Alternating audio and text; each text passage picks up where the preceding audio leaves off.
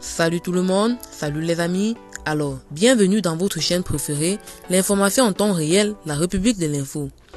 Avant de commencer, n'hésitez pas à vous abonner si ce n'est pas encore fait et d'être courtois dans les commentaires.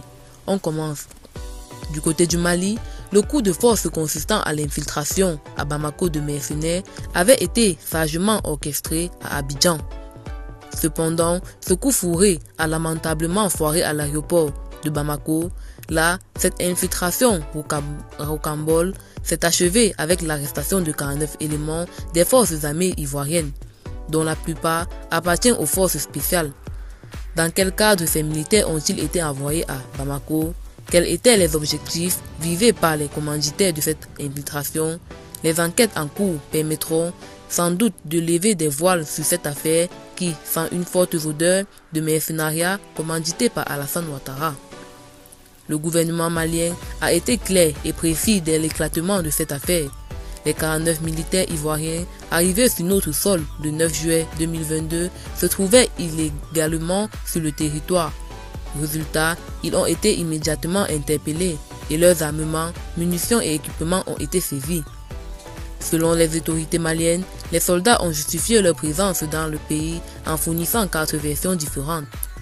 Version avancée par eux, la mission confidentielle, la rotation dans le cadre de la mission multidimensionnelle intégrée des Nations Unies pour la stabilisation du Mali, la sécurisation de la base logistique de la compagnie aérienne Sahelian Aviation Service et la protection du contingent allemand. En outre, les autorités maliennes, à travers un communiqué, ont donné des détails sur cette affaire. Des premiers constats effectués, il ressort que ces militaires, dont une trentaine des forces spéciales ivoiriennes, étaient en possession d'armes et de munitions de guerre, sans ordre de mission ni d'autorisation des autorités compétentes de leur pays.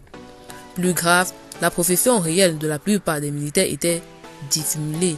Sur la majorité des passeports, les professions inscrites étaient étudiants, chauffeurs, maçons, mécaniciens, vendeuses, électriciens, vigiles, peintres. Aussi, le gouvernement a tenu à préciser que le MINUSMA a indiqué qu'elle n'avait pas de rotation prévue le 10 juillet 2022.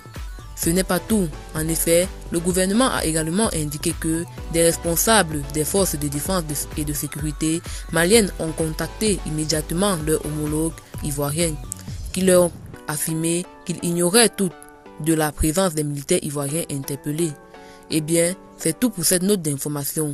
N'hésitez pas à mettre en commentaire vos impressions et à très bientôt pour une nouvelle note d'information.